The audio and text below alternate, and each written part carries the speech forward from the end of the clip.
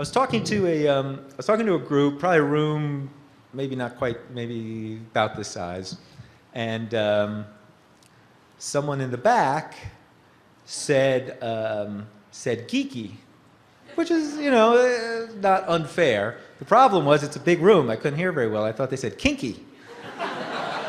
It's a little embarrassing. It's like we kind of stopped the presentation for a while we sorted that out. So both from a positive standpoint, negative standpoint, we get a fairly consistent view of engineers, and that's just a stereotype. So if you are an engineer, what do you, knowing this, I don't think there was anything surprise. Did that surprise you? It hurt a little, but knowing this, what a great opportunity to now use this to your advantage. You say, yeah, take credit for all the things people think about you anyway. I'm smart, I'm logical, I'm a good problem solver, I'm thoughtful, manage projects well, whatever it is. And then distance yourself from the perceived negative stereotypes. Make sure you've inoculated against these negative thoughts that people might have. You're a good leader, you're a good communicator, you're very social, you're very personable. And if you can do that, you have a great opportunity to stand out from others who might look like you, but won't, because they're going to fall into that stereotypical trap. Now, it's fun to pick on engineers, and by all means, go ahead and do that. But we can go through the same exercise with everybody else, with accountants and bankers and salespeople and folks with military backgrounds. Whatever it is you do, try and understand what stereotypes attach themselves to you, both positively and negatively. Use that to your advantage. And once you do that, you have a great opportunity. One other thing I want to talk about before we move on, and I want to stay mindful of the time that we've got, is other ways of standing out in the process. How do you distinguish yourself? And one thing I like to talk about when I'm working with individuals is this notion of finding the gem. Finding the gem. It's having something to write about that it might not be the core of your essays, but it's something that's going to help you kind of create a spark with an admissions officer, help them distinguish you, help them root for you, help them like you. Obviously, they need to respect you, first and foremost. They need to believe in you. But if you can get them to like you a little bit, make them root for you a little bit, then you also have an opportunity. I call that finding the gem. The best way for me to articulate it is to share a story of a candidate I did some consulting with. It goes back several years now. His name was Jeff.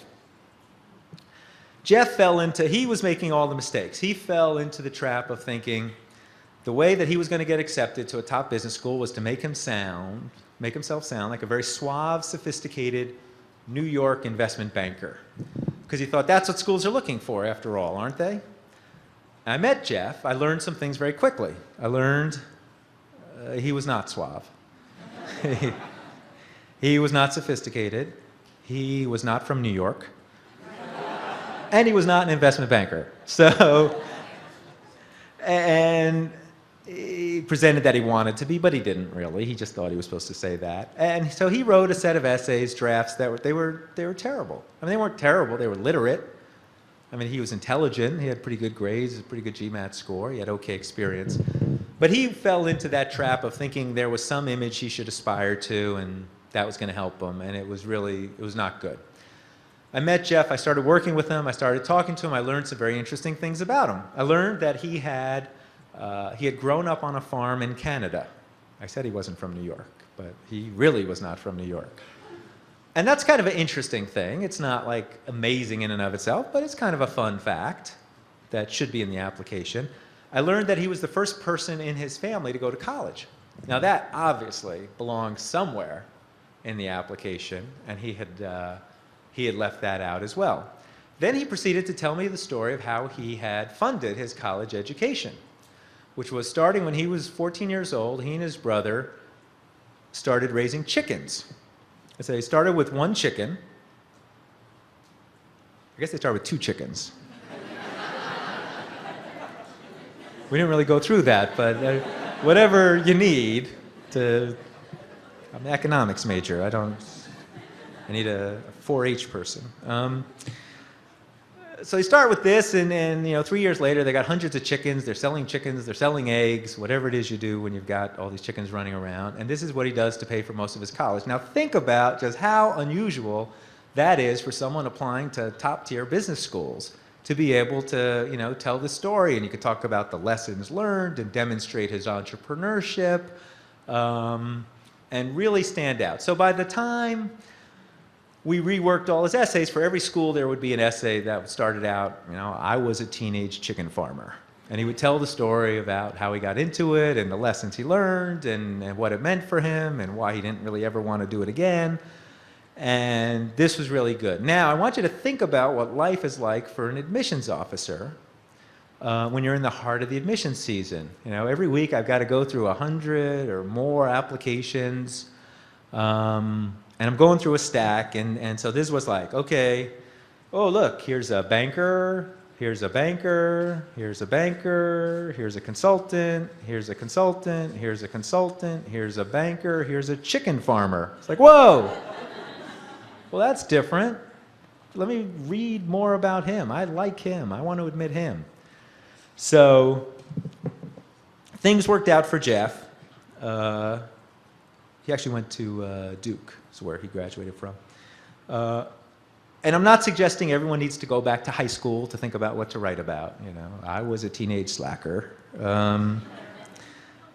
But I can guarantee you, if I sat down with each one of you, we would have things for you to write about that you might not otherwise think you would include in your business school application.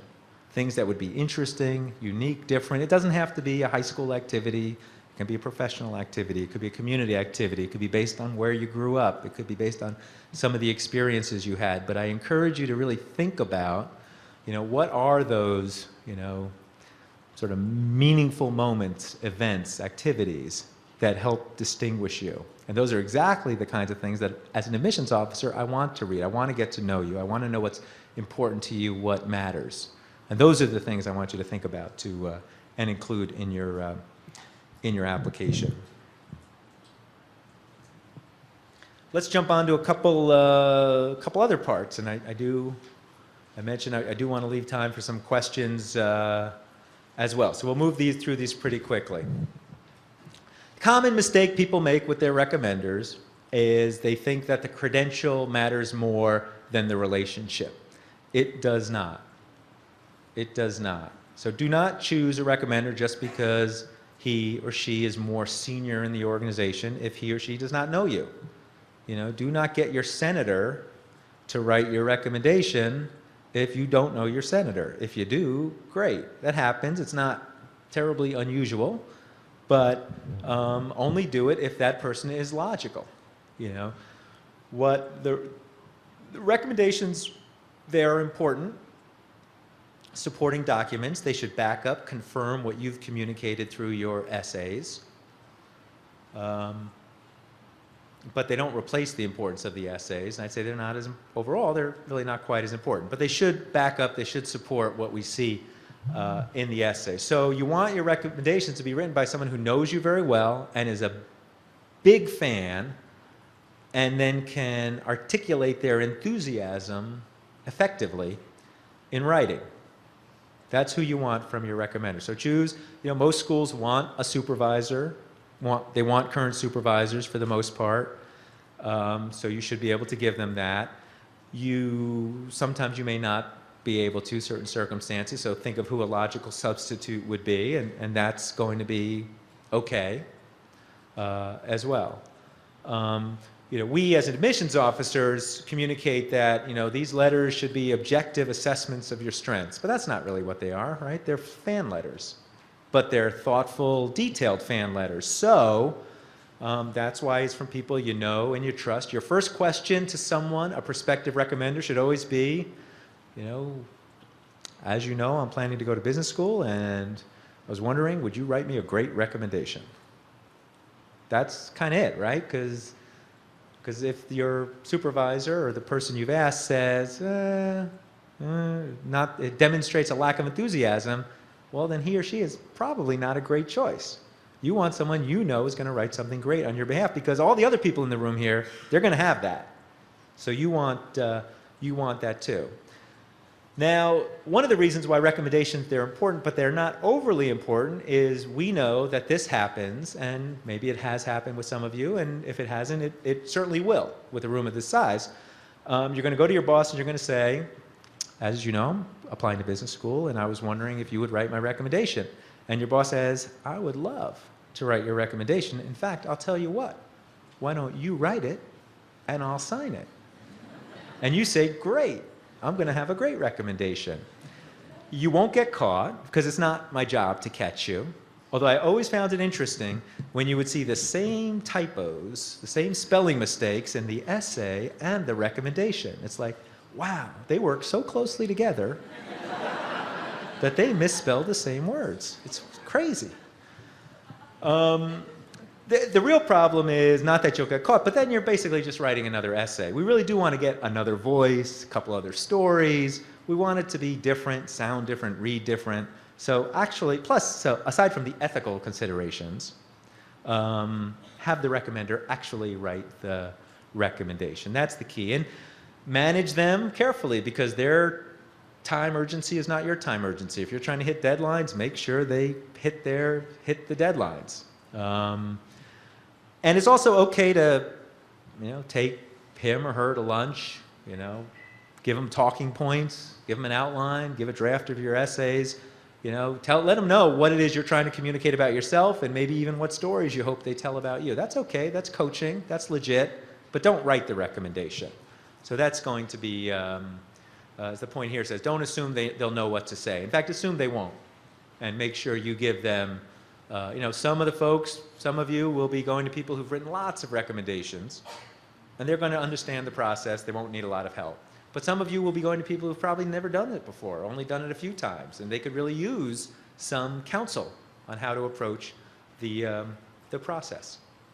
As you're picking schools, think about what schools are right for you. And each of you has your own reasons for picking schools. It could be geography, it could be areas of specialization, it could be any number of things, but you get to make that decision. Don't let anyone else's values or priorities decide for you what's important to you. You figure that out, and you target the schools that make sense, and you aim at them, but aim high. Business school is a little bit different than college. College is about opening yourself up to lots of different possibilities and opportunities and exposing yourself to lots of different things.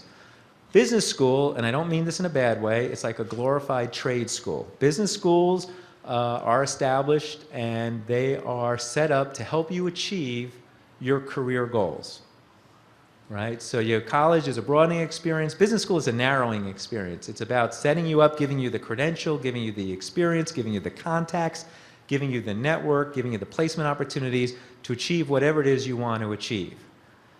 And the better the school, however you define that, whether you choose to define it by ranking or lots of different ways, but the more competitive the school, the more prestigious the school, overall is likely to give you more opportunity to achieve those goals.